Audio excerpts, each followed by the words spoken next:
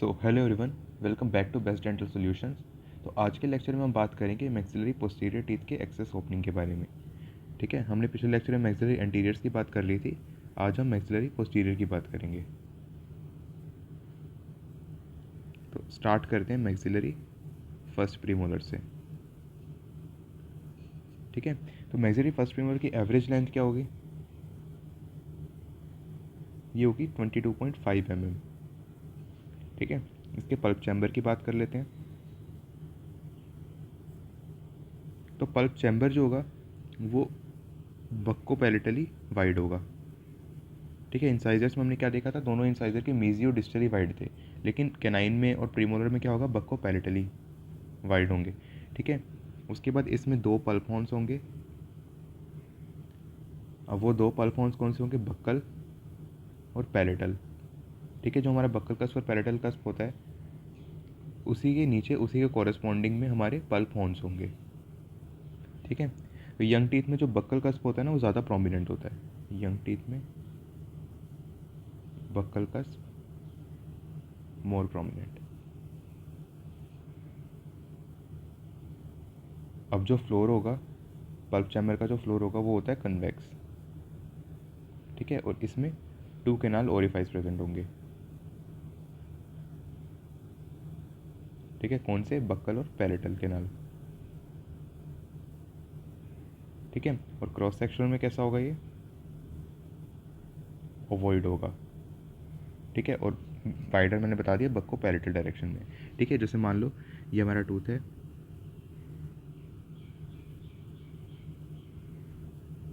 ये मान लो हमारा फर्स्ट प्रीमोलर है। ठीक है, तो यहाँ पे अब इसका पल्प चैम्बर कैसा होगा? इस तरह से यहाँ पे दो कस प्रेजेंट होंगे, दो पल्प हॉर्न प्रेजेंट होंगे। ठीक है, और क्रॉस सेक्शन में अगर हम देखें तो ये मान लो हमारा टूथ है, मान लो ऐसे शेप में हमारा टूथ है। ठीक है, और ये कैसा होगा? बक्को पैलेटली वाइड होगा। ये बक्कल डायरेक्शन है, ये पैलेटल है, ये डिस्टल हो गई, ये मीजियल हो गई, तो बक्को पैलेटल हो जाएगा। फिर इसका जो फ्लोर है वो होगा हमारा कन्वेक्स, यानी कि इस तरह से फ्लोर होगा, और यहाँ पे दो कैनाल यानी कि दो कैनाल ओरिफाइसेस प्रेजेंट होंगे। ठीक है, तो ये था हमारा पल्प चैम्बर। अब इसकी रूट कैनाल की बात कर लेते हैं। Roots and root canal. तो जनरली क्या होता है ना, 54% केसेस में क्या देखा गया है, टू रूट्स प्रेजेंट होंगी। ठीक है, और कभी रूट सेपरेटेड होती हैं और कभी पार्शियली फ्यूज्ड होती हैं। ये समटाइम सेपरेटेड और समटाइम क्या होगा, फ्यूज्ड होंगी। अब जो अगर मान लो रूट फ्यूज्ड है तो वहाँ पे क्या होगा, ग्रूव्स प्रेजेंट होंगे, और ये ग्रूव्स जो हैं ये बक्कल और पैरेटल पार्ट को डिवाइड करेंगी। बक्कल एंड पैरेटल पार्ट को डिवाइड करेंगी ये ग्रूव्स।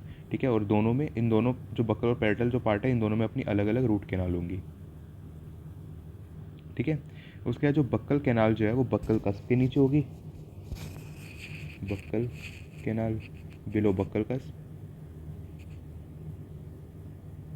और जो पैरेटल कैनाल है वो हमारी पैरेटल कस्प के नीचे होगी। अब इसका क्लिनिकल नोट देख लेते हैं। जैसे हमने बात करी कि 54% केसेस में क्या है, दो रूट हैं, लेकिन बाकी के केसेस में जिसमें सिंगल रूट होती है, अब जो सिंगल रूट है उसमें भी लगभग 69% केसेस में देखा गया कि दो रूट कैनाल प्रेजेंट होंगी। ठीक है, फिर उसके बाद जो रूट का बक्कल कॉर्टिकल प्लेट है, जो रूट है वो बक्कल कॉर्टिकल प्लेट के पास में होती है।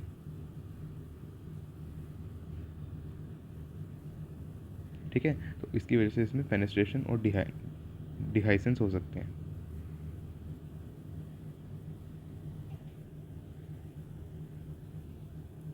अब इसकी एक्सेस ओपनिंग देख लेते हैं कैसे करनी है।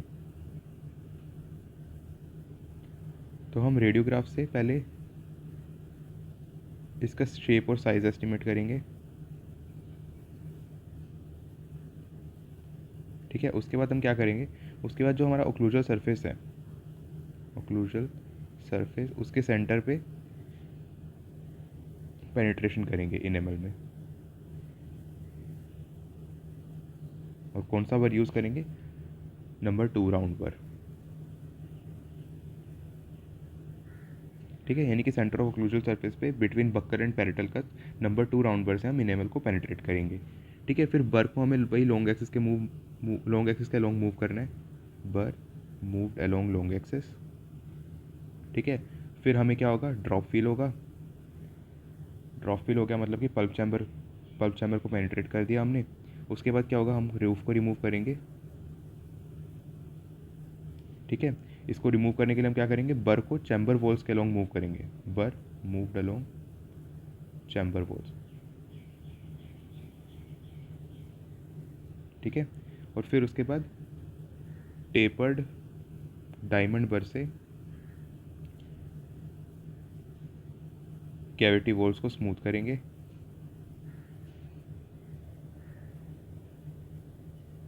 ठीक है। और डाइवर्जेंट कर बनाएंगे उसको क्लोजर सरफेस की तरफ,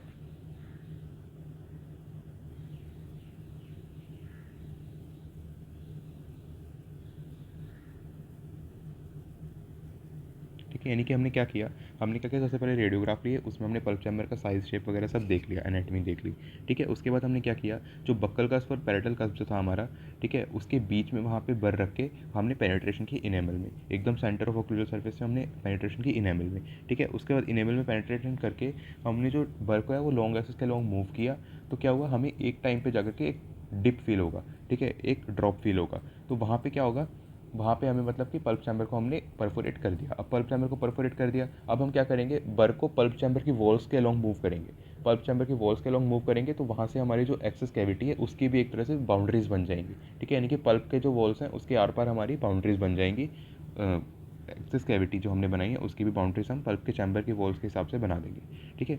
उसके बाद उसको स्मूथ करने के लिए हम टेपर डायमंड बर लेंगे और साथ में हम ओक्लूजली उसको थोड़ा डाइवर्जेंट रखेंगे, यानी कि कुछ इस शेप का रखेंगे। अगर मान लो ये ओक्लूजल सरफेस है, ठीक है, तो यहाँ पे ओक्लूजली डाइवर्जेंट रखेंगे उसको, ठीक है। फिर उसके बाद इंपॉर्टेंट पॉइंट जो हमें कुछ ध्यान रखने हैं कि एक्सेस कैविटी जो होगी वो ओवॉइड शेप की होगी, और ओवॉइड शेप बक्को पैलेटल में होगा, यानी कि बक्को पैलेटल डायमेंशन में ज़्यादा रखनी है, ठीक है। फिर उसके बाद जो बक्कल कस्प है, बक्कल कस्प का जो लिंगुअल इंक्लाइन होगा, ठीक है, और लिंगुअल कस्प का जो बक्कल इंक्लाइन होगा। यानी कि इस डायग्राम में देखो, ये वाला हमारा बक्कल कस्प है, ठीक है। तो बक्कल कस्प का क्या है, ये वाला लिंगुअल इंक्लाइन है बक्कल कस्प का, और ये हमारा पैरेटल कस्प है, पैरेटल कस्प का ये बक्कल इंक्लाइन है, ठीक है। तो हमें एक्सेस कैविटी जो बनानी है उसमें हमें जो बक्कल कस्प है उसके लिंगुअल इंक्लाइन को आधा ही हमें छेड़ना है, यानी कि आधा ही हमें रिमूव करना है, और जो लिंगुअल कस्प है उसके बक्कल इंक्लाइन को भी आधा करना है, यानी कि इतना इतना पोर्शन ही हमें रिमूव करना है। तो हमारा क्या हुआ, हमारा जो बक्कल कस्प है उसका जो लिंगुअल इंक्लाइन है, यानी कि लिंगुअल साइड जो इंक्लाइन है वो आधा पोर्शन यहाँ पे बचा रह गया, ठीक है। और जो हमारा लिंगुअल कस्प है उसका जो बक्कल इंक्लाइन है उसका भी आधा पोर्शन बचा रह जाएगा, ठीक है। तो हमें इतना ही रिमूव करना है, ओनली हाफ रिमूव, यानी कि यहाँ तक ही हमें कैविटी को एक्सटेंड करना है, ठीक है। और लूज डेब्रिस से मान लो जो बचा है हमारा उसको हम रिमूव करेंगे with the sodium hypochlorite, sodium hypochlorite से इरिगेशन करके हमें लूज डेब्रिस को रिमूव करना है, ठीक है। तो ये था हमारा मैक्सिलरी फर्स्ट प्रीमोलर। इसके अलावा बुक में एक डायग्राम दिया हुआ है जिसमें हमें जो कॉमन एरर्स हैं कौन कौन से हो सकते हैं मैक्सिलरी फर्स्ट प्रीमोलर की एक्सेस कैविटी फॉर्मेशन के दौरान, वो हमें देख लेते हैं, एक मिनट वो इमेज देख लेते हैं। देखो ये वाली वो इमेज है, इसमें क्या हुआ है, कॉमन एरर्स दे रखे हैं एक्सेस ओपनिंग के दौरान कौन कौन से मैक्सिलरी एंटीरियर टीथ जो हैं उसमें कौन कौन से एरर्स हो सकते हैं, ठीक है। तो एक तो क्या हो सकता है, गाउजिंग हो सकती है। गाउजिंग का क्या मतलब है कि हमने बर जो यूज़ किया, बर को हमने बहुत ज़्यादा एक्स्ट्रा ले गए, ठीक है, एक्स्ट्रा डेंटिन हमने रिमूव कर दिया जिसको रिमूव करने की ज़रूरत भी नहीं थी। जैसे इस डायग्राम में आप देख रहे हो, यहाँ पे जो बर है वो जो पल्प चैम्बर है उससे बाहर निकल गया, तो जो डेंटिन है जिसको हमें रिमूव करने की ज़रूरत भी नहीं है वो डेंटिन भी रिमूव हो रहा है, तो ये गाउजिंग हो गई। उसके बाद परफोरेशन ऑफ क्राउन हो सकता है, इसमें क्या हुआ, बर्ब इतना ज़्यादा आगे चला गया कि क्राउन ही परफोरेट हो गया, ठीक है।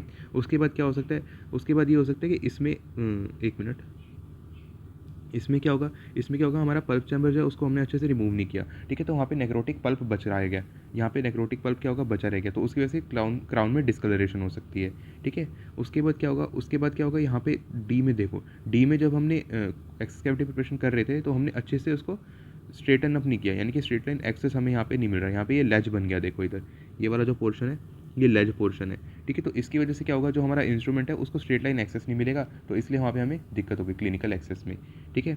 और फिर आखिरी क्या है, आखिरी में हमने क्या किया कि रूट को परफोरेट कर दिया, यानी कि हम इतना ज़्यादा डीप चले गए, या हमने जो कर्वेचर है रूट का उसको ध्यान में नहीं रखा, हम एकदम स्ट्रेट चले गए, तो उसकी वजह से क्या हुआ, रूट परफोरेट हो गई। तो ये सब जो दिक्कतें ये सब हो सकती हैं एक्सेस कैविटी प्रिपरेशन के दौरान इन द मैक्सिलरी एंटीरियर और प्रीमोलर वगैरह में, ठीक है। तो ये हो गया हमारा मैक्सिलरी फर्स्ट प्रीमोलर। अब हम देखते हैं मैक्सिलरी सेकंड प्रीमोलर।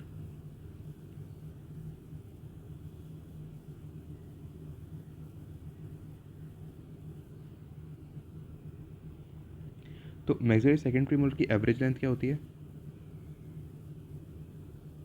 ये होगी 22.5 mm, ठीक है। अब इसका पल्प चैम्बर क्या होगा, पल्प चैम्बर जो होगा ये भी सेम बक्को पैरेटली ब्रॉड होगा,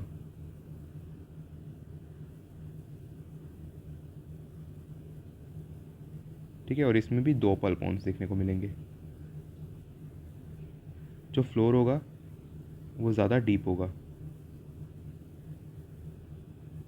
अगर मान लो 2 रूट कैनाल प्रेजेंट है, ठीक है। अब इसके रूट और रूट कैनाल के बारे में बात कर लेते हैं। तो जनरली 90% केसेस में हमें क्या मिलता है, सिंगल रूट मिलती है इसमें, ठीक है। 2% में सेपरेट रूट हो सकती हैं,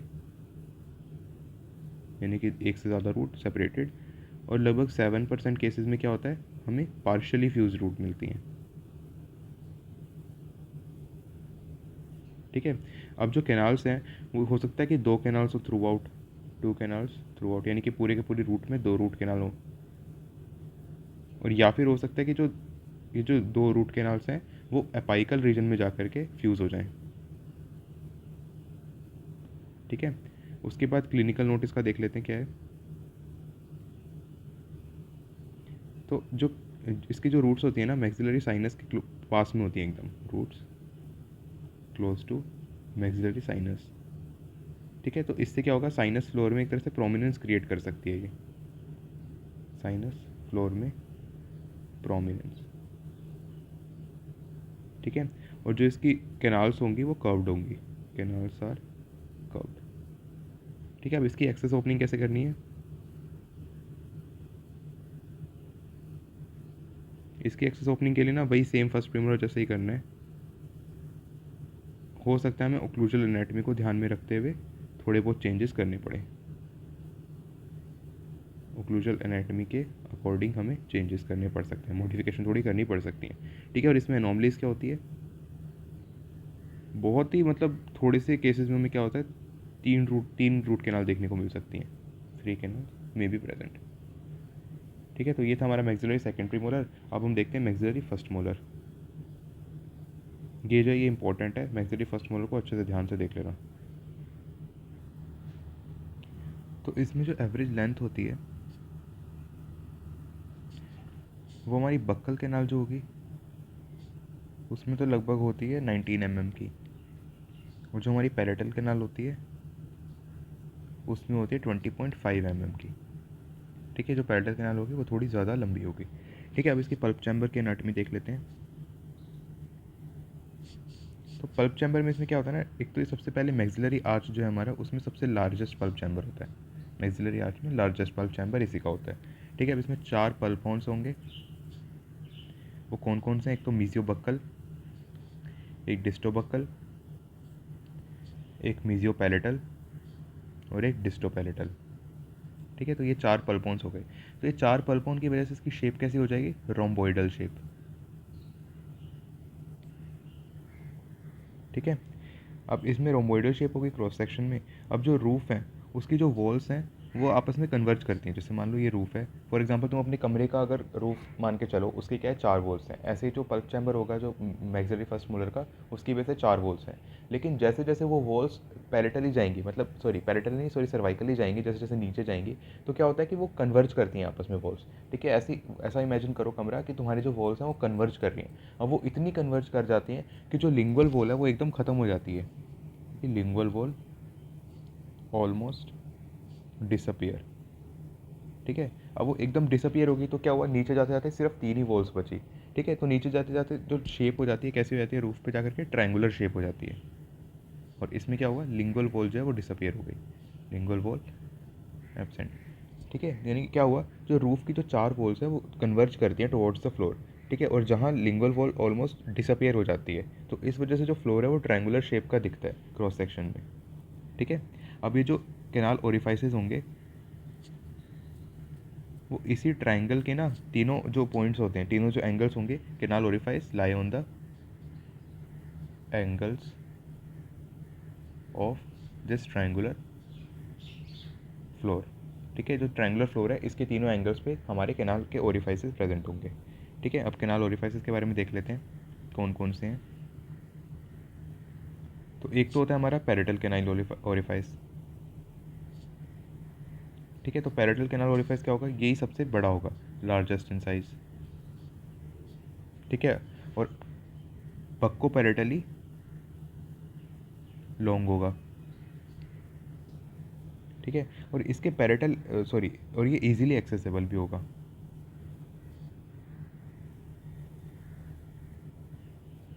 ठीक है, फिर दूसरा है हमारा मीजियो बक्कल कैनाल ओरिफाइस। हमने बात करी थी कि 3 ट्रायंगल है ना, ट्रायंगल है मतलब ट्रायंगल के क्या होंगे, 3 एंगल्स होंगे, तो तीनों एंगल पे एक एक ओरिफाइस होगा। अब रूट कौन कौन सी होती है इसमें, मीजियो बक्कल, डिस्टो बक्कल और पैरेटल। तो वैसे ही हमारे पास 3 ओरिफाइस प्रेजेंट होंगे, मीजियो बक्कल, डिस्टो बक्कल और पैरेटल कैनाल ओरिफाइस। ठीक है, अब मीजियो बक्कल कैनाल ओरिफाइस क्या होगा, ये मीजियो बक्कल कस्प के नीचे होगा। ठीक है, और ये भी बक्को पैरेटल डायरेक्शन में लॉन्ग होगा, बक्को पैरेटल शेप होगी इसकी। ठीक है, और साथ में इसके ना पैरेटल एंड जो है, मान लो ये हमारा बक्को पैरेट, ये हमारा कैनाल ओरिफाइस है, मीजो बक्कल कैनाल ओरिफाइस, तो इसका जो पैरेटल एंड है, ठीक है, वहाँ पे हमें कभी कभी डिप्रेशन फील होता है, पैरेटल एंड पे डिप्रेशन मिल सकता है। ठीक है, और यहीं से जनरली हमें मीजियो बक्कल 2 कैनाल हमें ओरिजिनेट करती दिख सकती है। ठीक है, यानी कि जो मीजियो बक्कल कैनाल ओरिफाइस है ना, वहाँ से लगभग हमें कभी मतलब मोस्ट ऑफ द केसेस में क्या होता है, 2 कैनाल हमें मीजियो बक्कल के रूट में, जो मीजियो बक्कल रूट जो है हमारी, उसमें क्या होता है, हमारे 2 कैनाल हमें देखने को मिल सकती है, यानी कि मीजियो बक्कल 1 और मीजियो बक्कल 2। ठीक है, तो यानी कि टोटल 4 रूट कैनाल प्रेजेंट हो सकती है मैक्सिलरी फर्स्ट मोलर में, और जनरली होती है, मोस्ट ऑफ द केसेस में होता है ये। ठीक है, तो कौन कौन सी है, मीजियो बक्कल 1, मीजियो बक्कल 2, डिस्टो बक्कल और पैरेटल। ठीक है, तो ये जो मीजियो बक्कल 1 और मीजियो बक्कल 2 है, ये होगा हमारा मीजियो बक्कल ओरिफाइस के थ्रू। ठीक है, डिस्टो बक्कल होगा हमारा डिस्टो बक्कल ओरिफाइस के थ्रू, और पैरेटल होगा हमारा पैरेटल ओरिफाइस के थ्रू। ठीक है, तो मीजियो बक्कल 1 और मीजियो बक्कल 2 हमने बात कर ली कि जो मीजियो बक्कल जो ओरिफाइस प्रेजेंट होगा, उसके हमें पैरेटल एंड पे वहाँ से हमें मीजियो बक्कल 2 रूट कैनाल की ओपनिंग देखने को मिल सकती है। ठीक है, पैरेटल का हमने देख ही लिया, पैरेटल कैनाल ओरिफाइस, और तीसरा होता है हमारा डिस्टो buckle canal orifice.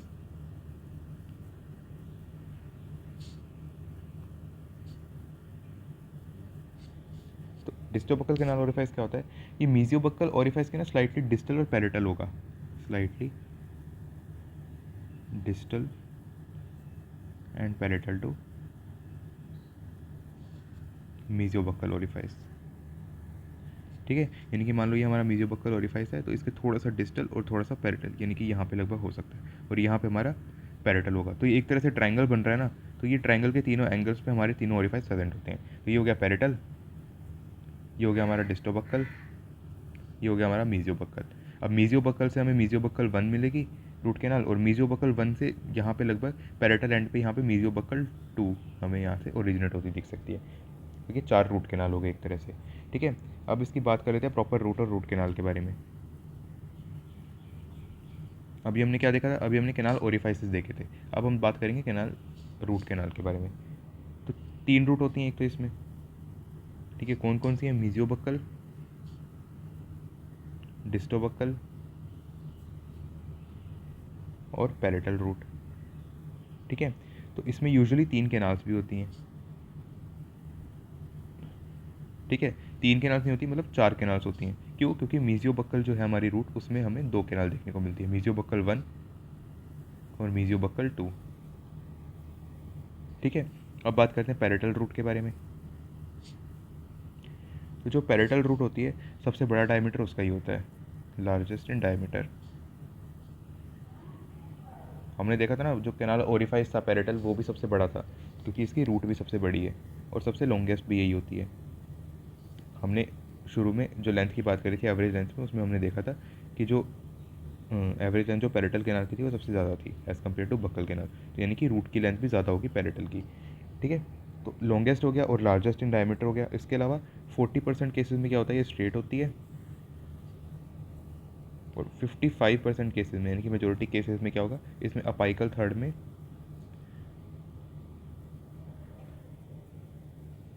Buckle curve होता है। ठीक है, अब हम देखते हैं डिस्टोबक्कल रूट। तो डिस्टोबक्कल रूट क्या होगा, एक तो छोटी होगी, स्मॉल देन पैरेटल, ठीक है, और राउंड शेप की होती है। ठीक है, यूजुअली सिंगल होती है, नैरो होती है और टेपरिंग होती है। ठीक है, अब हम बात करते हैं एक्सेस ओपनिंग इसकी कैसे करनी है। तो एक्सेस ओपनिंग से हमें क्या, किसकी चीज़ों पर डिपेंड करता है भाई, कि साइज़ और शेप क्या है, इंटरनल एनाटॉमी कैसी है। तो उसके लिए हम क्या करेंगे, रेडियोग्राफ लेंगे। ठीक है, तो हमने रेडियोग्राफ से क्या किया, साइज़ और शेप देख लिया, साइज़ एंड शेप, मतलब बेसिकली एनाटॉमी देख ली ऑफ पल्प चैम्बर।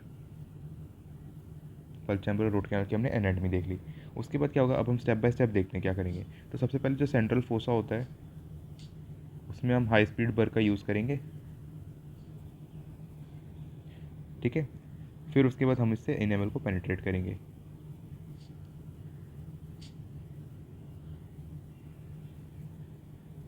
ठीक है, डेंटिन में बर को मूव करेंगे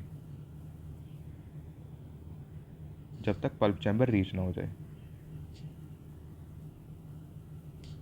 ठीक है, और जब जैसे ही पल्प चैम्बर रीच होगा, हमें वहाँ पे क्या होगा, एक ड्रॉप फील होगा। लेकिन अगर मान लो कैल्सीफाइड पल्प चैम्बर है, कैल्सीफाइड पल्प चैम्बर, तो उस केस में क्या होता है, हमें ड्रॉप फील नहीं होता। तो उस केस में हमें क्या होता है कि रेडियोग्राफिक मेजरमेंट जो है उसके हिसाब से हमें चलना पड़ेगा। फिर उसके बाद क्या होगा, हमारा पल्प चैम्बर, हम पल्प चैम्बर तक पहुँच गए। अब हम क्या करेंगे, रूफ रिमूवल करेंगे। तो रूफ रिमूवल कैसे करेंगे, इससे हम बर बर से ना ओक्लूजली कट करके रूफ को रिमूव कर देंगे। बर से कट करेंगे, सरफेस को कट करेंगे, उससे हम ओक्लूजल रिमूवल करेंगे। ठीक है, और जो रिमेनिंग रूफ है उसको रिमूव करने के लिए हम टेपर्ड साइलेंड्रिकल सेल्फ लिमिटिंग बर यूज़ करेंगे, सेल्फ लिमिटिंग डायमंड पर। ठीक है, अब जो वॉल्स हैं, एक्सेस कैविटी के जो वॉल्स हैं, उसको हमें स्लाइटली डाइवर्जेंट बनाना है, ताकि जो हम रेस्टोरेशन करेंगे उसमें हमें पॉजिटिव सील मिल सके। ठीक है, अब इसकी शेप कैसी होगी, जो एक्सेस कैविटी है हमारी, उसकी शेप कैसी होगी, एक तो ट्रायंगुलर होगी। ठीक है, दूसरा मीजियोबक्कल कस्प टिप जो है, और मार्जिनल रिज और ऑब्लिक रिज, इस सबको हमें इंक्लूड नहीं करना है, हमारी हमारी जो एक्सेस कैविटी है उसमें हमें इंक्लूड नहीं करना है।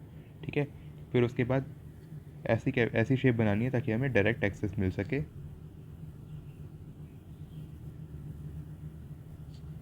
To mesiobuccal, distobuccal and palatal canal orifice.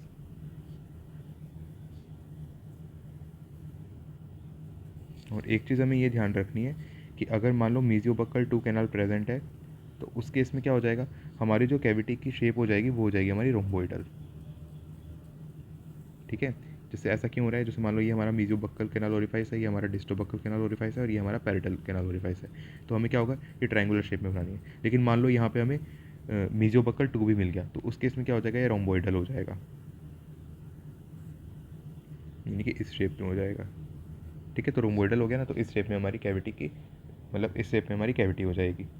ठीक है, तो ये हो गया शेप के बारे में। अब थोड़ा सा इसका क्लीनिंग एंड आइडेंटिफिकेशन देख लेते हैं कि मान लो हमें मीजियोबक्कल 2 अगर कैनाल देखनी है तो हम वो कैसे देखेंगे, कि प्रेजेंट है या नहीं है। तो इसके लिए हम क्या करेंगे, जो लूज डेब्रिस है उसको हम इरिगेट करेंगे विद 5.2% सोडियम हाइपोक्लोराइड। ठीक है, जो एक्सेस सॉल्यूशन है उसको हम ड्रेन कर लेंगे सक्शन से या फिर गॉज से अब्जॉर्ब कर लेंगे। ठीक है, उसके बाद जो पल्प चैम्बर है उसको हम ड्राई करेंगे।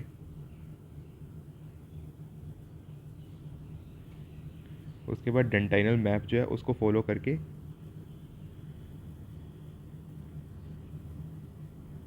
केनाल ओरिफाइस को आइडेंटिफाई करेंगे कहाँ कहाँ प्रेजेंट है।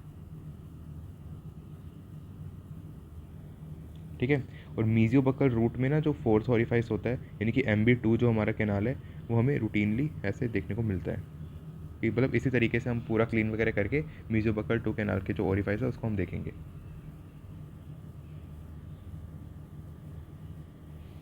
ठीक है, अब इसका क्लिनिकल नोट देख लेते हैं। तो जो मीजियोबक्कल 2 जो केनाल है वो मीजियोबक्कल 1 से ना लगभग 2 से 3 mm पैलेटली होती है। ठीक है, एक इमेजिनरी लाइन हम ड्रॉ करेंगे मीजियोबक्कल 1 और पैरेटल कैनाल को जॉइन करते हुए। ठीक है, तो एक्सेस जैसे ये देखो, ये मीजियोबक्कल कैनाल है, ये पैरेटल कैनाल है और ये डिस्टोबक्कल कैनाल है।